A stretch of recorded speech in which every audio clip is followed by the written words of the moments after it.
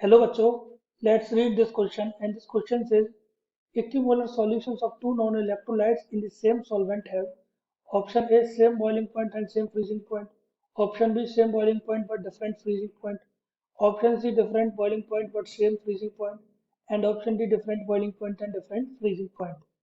तो इस क्वेश्चन को सॉल्व करने से पहले जानते हैं कि ये क्वेश्चन किस की कॉन्सेप्ट पर बेस्ड होता है। तो इसका की कॉन्सेप्ट होता है कोलिगेटिव प्रॉपर्टीज। कोलिगेटिव प्रॉपर्टीज क्या होती है? Colligative properties are the properties which depend upon number of particle not on the identity of particle. तो चलिए शुरू करते हैं।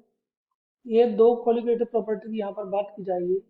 एक कोलिगेटिव प्रॉपर्टी होती है एलिवेशन इन बॉइलिंग पॉइंट और जिसको रिप्रेजेंट किया जाता है डेल्टा टीबी से, और दूसरी प्रॉपर्टी होती है डिप्रेशन इन फ्रीजिंग पॉइंट जिसको रिप्रेजेंट किया जाता है डेल्टा टीएफ से। तो डेल्टा टीबी की बात करते हैं पहले। डेल्टा टीबी जो होता है वो होता है आई के बी एम, और जो डेल्टा टीएफ होता है वो होता है आई के एफ एम। आई के एफ एम। तो इसमें क्या है कि डेल्टा टीबी की अगर बात करें तो ये दोनों जो सॉल्यूशन है क्वेश्चन में दे रखा है नॉन इलेक्ट्रोलाइट है। तो नॉन इलेक्ट्रोलाइट के लिए आई की वैल्यू 1 होती है। तो आई की वैल्यू 1 है, दोनों में कांस्टेंट है, ओके 1। अब एम की बात करें, एम होता है यहाँ पर मोलेलिटी। और मोलेलिटी क्या होता है? मोलेलिटी होता है moles of solute divide by mass of solvent. तो इक्विमोलर दे रखा है यहाँ पर। इक्विमोलर सॉल्यूशन है मीन्स मोल सेम है, और मोल सेम है तो मोलेलिटी भी सेम है।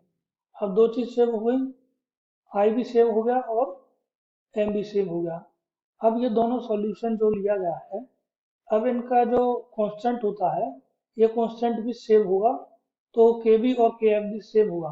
मतलब इन दोनों सॉल्यूशन को अगर इक्वल अमाउंट में मिलाया जाएगा, ये जो दो नॉन इलेक्ट्रोलाइट लिया, मान लीजिए एक नॉन इलेक्ट्रोलाइट है 1 और दूसरा नॉन इलेक्ट्रोलाइट है 2, इन दोनों को सेम सॉल्वेंट में मिलाया जाएगा। सेम सॉल्वेंट के लिए के बी और के एफ की वैल्यू सेम होगी।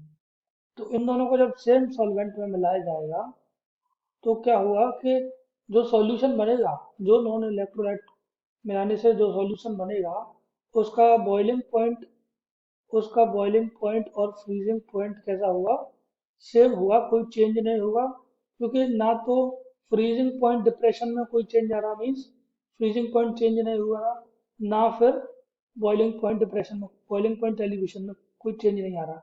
अब ये एलिवेशन इन बॉइलिंग पॉइंट का और बॉइलिंग पॉइंट का क्या रिलेशनशिप होता है? देखिए एलिवेशन इन बॉइलिंग पॉइंट क्या होता है, ये होता है T B naught minus T B. और ये जो होता है फ्रीजिंग पॉइंट, फ्रीजिंग पॉइंट जो होता है delta T F. Freezing point differential क्या होता है? T F minus T F not. ये होता है फ्रीजिंग पॉइंट डिप्रेशन। तो अब देखेंगे आप यहाँ पर कोई चेंज नहीं हो रहा है means elevation in boiling point में कोई चेंज नहीं हो रहा है तो बॉइलिंग पॉइंट में भी कोई चेंज नहीं होगा। Similarly depression in freezing point में कोई चेंज नहीं हो रहा है तो फ्रीजिंग पॉइंट में भी कोई चेंज नहीं होगा। सो इन दोनों को मिलाने के बाद जो सॉल्यूशन मिलेगा उसका बॉइलिंग पॉइंट और फ्रीजिंग पॉइंट दोनों सेम रहेगा। So correct answer for this question is option A. I hope you understood it well. Best of luck.